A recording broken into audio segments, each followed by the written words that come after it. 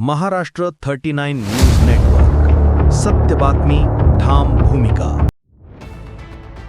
जंगलातील काळाकुट्ट रहस्य अखेर उघड. व्हिडिओ व्हायरल होताच सामूहिक अत्याचाराचे धक्कादायक सत्य समोर. 14 जण गजाआड. जळगाव जिल्ह्यातील जामनेर तालुक्यातील फतेपूर पोलीस ठाण्याच्या हद्दीत घडलेल्या सामूहिक अत्याचाराच्या अमानुष घटनेने संपूर्ण राज्य हादरले आहे.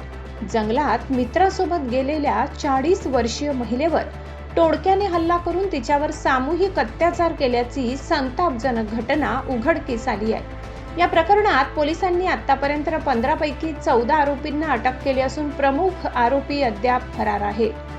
या प्रकरणातील 11 प्रौढ आरोपींना बुधवारी न्यायालयात हजर करण्यात आले.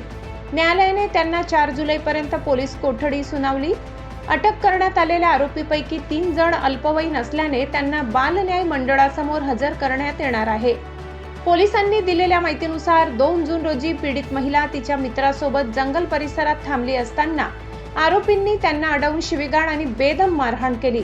त्यानंतर दोघा आरोपींनी महिलेवर जबरदस्तीने लैंगिक अत्याचार केला. या कृत्याचे चित्रीकरण अन्य आरोपींनी मोबाईलवर केले आणि नंतर तो व्हिडिओ सोशल मीडियावर प्रसारित करण्यात आला.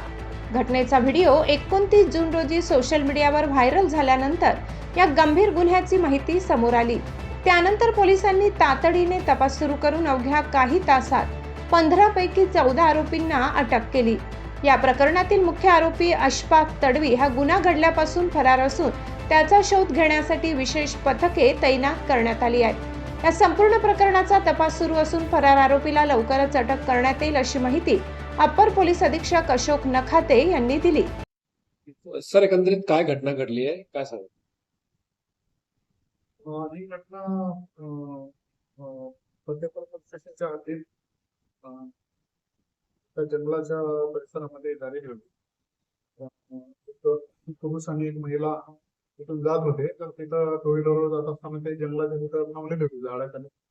अशा वेळेला तिथल्याच परिसरातले जवळजवळ 15 तरुण आहेत ते त्या जंगलाच्या परिसरामध्ये काही निमित्तानं आलेले होते. तर त्यांनी त्यांना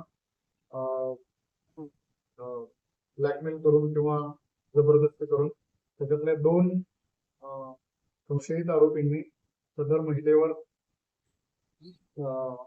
किती प्रसंग केलेला आहे, त्याच्याशी जबरीत भोग केलेला आहे. त्याच्यावरून काल सदर पीडित फिर्यादी महिलेच्या तक्रारीवरून आपण 15 लोकांच्या विरुद्ध गुन्हा दाखल केलेला आहे.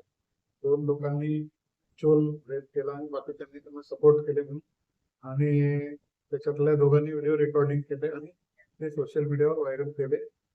असं म्हणून आपण त्याच्यावर गुन्हा दाखल केलेला. 15 पैकी 14 आरोपी अटक आहेत. कालच त्यांना अटक केलेला आहे. आता एक आरोपी फरार आहे, त्याचा शोध आपली पथकं घेत आहे. यामध्ये अल्पवयीन आहेत. याच्यातले 3 निधी पालक आहेत. त्यांच्यावर पण त्या नियमाप्रमाणे कारवाई करण्यात येईल.